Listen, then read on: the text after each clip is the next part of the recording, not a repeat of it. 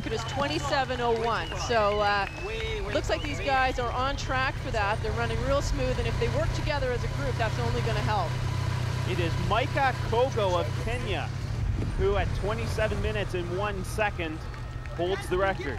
We're just starting to get a look at Rick Ball.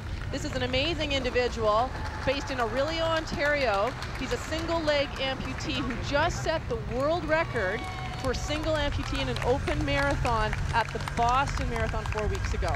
So we'll be keeping our eyes on Rick here this evening to see if he can break his record. Lots of records potentially falling here today as Taba is looking at Paula Radcliffe's record as well. Rick Ball is chasing a time of 38 minutes, which was posted by C.J. Howard in October of 2006 in California. And Rick's personal best is 39:04, so he has to drop over a minute, Tanya, from his personal best time. How difficult is that in a race like this? As we're looking at the lead men, all of these guys have to beat their personal bests with everything on the line. How difficult is it? Well, I think someone like Rick has shown with his 3:01 in Boston, just an amazing time, that he's on track. But he's really got to stay focused here today and chase that record down. 3:01, wow, what an accomplishment for Rick. Amazing, yeah. Okay, slow down a bit, Bruce. And there is Murga. Oh, we've got a good view here of Rick Ball. Looking at his watch, just checking his pace. It's critical as a marathon runner when you jump into a 10K like this. It's very important that you're watching your pacing and by Kiptu. There is Rick Ball making the turn at Dow's Lake. So Rick still keeping his world record time alive. Looks like he's on pace. He needs to run a 37-minute 10K, get under the 38-minute mark to have this world record, 10K world record for single-leg amputee. Rick's going on Colonel Bai, and that man, Deriba Murga, as he approaches the 20-minute mark of this 10K, keep in mind the record set by Micah Kogo of Kenya is 27 minutes, 1 second. Does he look to you? Well, you can tell he's working hard, though. He's working hard. We got Rick Ball. Rick's looking pretty smooth. He's moving really well. He's on pace. Just got to stay focused now at this point. They're checking his splits here, making sure he's on target. And he is on Colonel Bai. Behind Murga, of course, but as Murga... You can see Rick is passing people. He's focused ahead. Picasso takes a look back. He will fall short of breaking the record, but look at the drive. He will win the MDS Nordion 10K. Ethiopia's Deriga Murga is the winner of the 10K and the gender challenge. Taba Erkeso crosses the line. Spectacular times, you know, with record set for amputee, you know, where Rick Ball broke a world record and set his own personal record, of course, at the same time.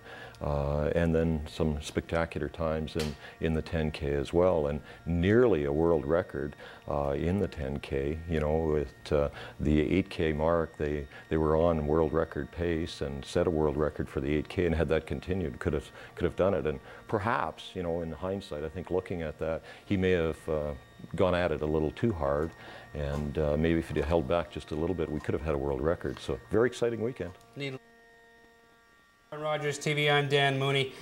We talked about the marathon. Now we switch gears and we talk about things that went on Saturday night. Joining us to discuss the fireworks in the 10K are two great runners in their own right.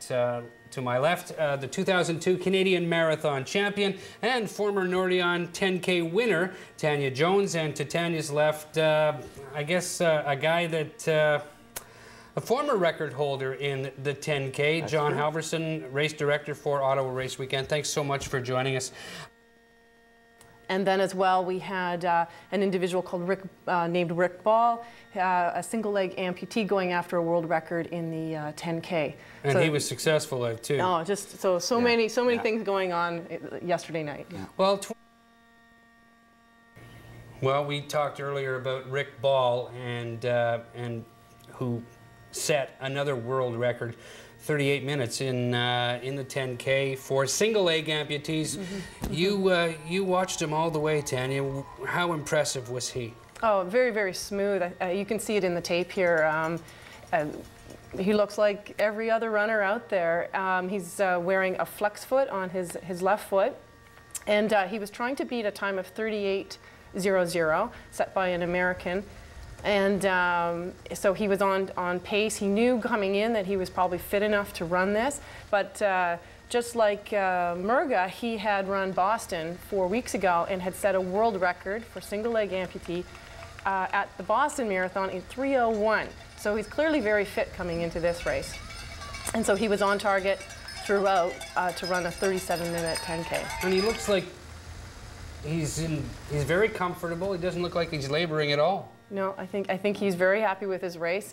I think later on we'll get a chance to hear him speak about his race, but you can see that a very, very smooth runner. A lot of talent here. Yeah, and he was... You know, just to be there with the elite runners at the start and everything and look back and see 9,000 people back there and to be at the front and know that I don't have other runners to slow me down was a big bonus. And then I seen this motorcycle come up beside me and I heard, there he is, and I thought, they're looking for the elite runners, it can't be me, right? And sure enough, they started following me. So that was cool to have a camera on me for 10 kilometers. I couldn't believe the cool attention. And it was hotter than I thought, you know. I mean, it was much warmer, and I thought I was going to do actually a bit faster. I thought it was going to be a cakewalk, but it wasn't as easy as I thought. Great run today. So your time is a 37:50, a world record.